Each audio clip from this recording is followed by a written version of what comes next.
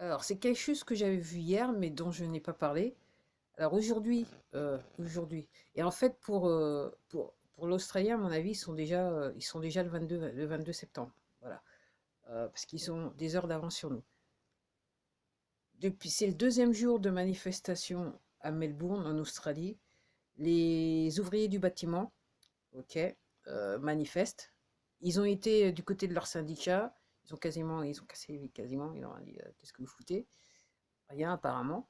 Donc là, on est sur le deuxième jour. La police est sortie. Euh, les manifestants, ouvriers du bâtiment, quasiment, ils sont courus après la police. Ils étaient en voiture, ok. Ils ont aussi fermé deux autoroutes à côté de la ville, ok. Ils sont lavés. Et moi, tout ce que je peux dire, c'est que la testos est en liberté. Parce qu'il n'y a que des hommes. Par ouvriers du bâtiment, en majorité des hommes. J'ai vu quelques femmes, mais c'est en majorité des hommes. Donc, je sais pas si les merdias français en parlent, mais moi, je viens vous en parler parce que là, je viens de voir des vidéoclips. Et là, c'est chaud. Et, euh, et donc, il y a un manifestant qui a interpellé. Je pense que c'est peut-être l'équivalent des CRS en France, je sais pas. Gendarme CRS. Lui dire. En fait, les manifestants demandaient à la police de les rejoindre. Sur ce. Et donc, il y a eu une conversation de 2 minutes que j'ai vu un vidéoclip entre un manifestant, donc un policier, habillé ok, la totale, quoi. Ça me rappelait tous ces films qui nous passent depuis des années où on voit les forces de l'ordre qui sont qui sont habillés comme des cosmonautes. En fait, c'était ça. Et donc, aux demandes du manifestant qui lui dit tu devrais nous comprendre, et patati et patata. L'officier répond oui, je comprends et tout ça, ça me fait pas plaisir de le faire, mais moi, comment ça s'appelle, je fais mon boulot, c'est tout.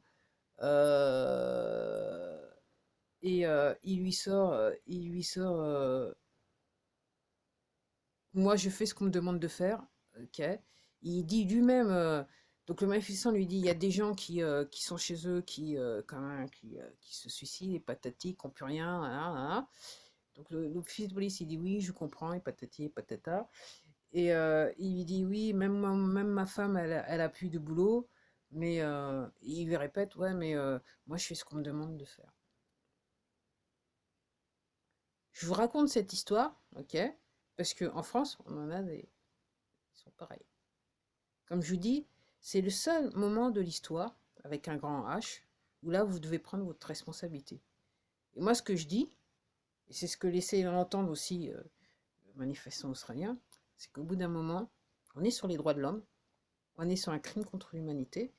Et si vous faites partie des forces de l'ordre, vous devez de prendre vos responsabilités, c'est-à-dire désobéir. Et prendre le risque de perdre votre emploi. Et en gros, si vous faites partie des forces de l'ordre, en gros, vous faites avancer le schmilblick. Okay, c'est-à-dire qu'au bout d'un moment, quand ils verront que grande partie d'entre vous, okay, vous ne voulez plus, vous voulez plus rien avoir avec toute l'histoire, le château de cartes, il va tomber de lui-même. Et comme vous participez, parce que tout ça, vous voulez un chèque. Ce que, voilà, vous voulez de l'argent à la fin du mois. Moi, ce que je dis dans cette situation, il n'y a pas une somme qui peut compenser le crime contre l'humanité. La vie d'un individu n'a pas de valeur monétaire. Donc, qu'on entre guillemets, qu'on vous manipule, ok, que votre vanité, ok, vous permette d'être manipulé, de commettre un crime contre l'humanité, parce que c'est ce que vous faites, vous commettez un crime contre l'humanité, ok. Donc que vous continuez, vous soyez d'accord avec ça et que vous donniez des excuses bidons, j'obéis aux ordres. Encore une fois, je vais faire référence au tribunal de Nuremberg, dans la Seconde Guerre mondiale, hein, donc c'est pas une excuse. Donc en gros, vous êtes coupable de crimes contre l'humanité. Et génocide par association, quoi. Association de malfaiteurs. Parce que dans les faits, ok, puisque vous avez conscience, si vous avez conscience que ce que vous faites va à l'encontre de la nature, de la morale, ok?